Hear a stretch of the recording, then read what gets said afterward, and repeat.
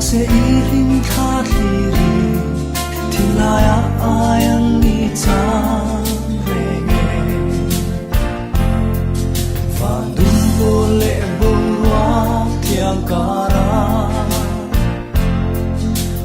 har kan run riang te hian mo cây lung mol hiam lung chim ten kan don vong vong trin che a sak me ton tu rom si lo ka thia sak me ton lo kar la thia kan ka lam tuang a thui vong vong ka thilu churilla jam re o ka thia thai koi bia thu ka la to che a thai koi bia thu mi hlan ve la bi sak me le am ka moi le ri la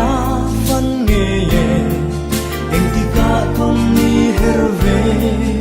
am mo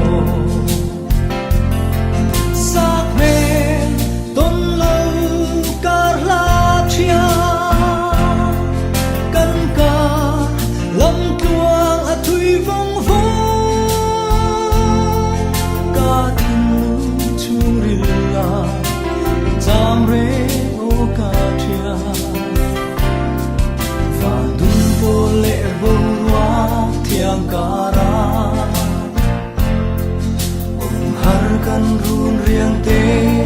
hian mo cây lung mol hian lung chim ten kan don vong vong trin che a sak me ton tu rom si lo ka thia sak me ton lo kar la thia kan ka lam tuang a thui vong vong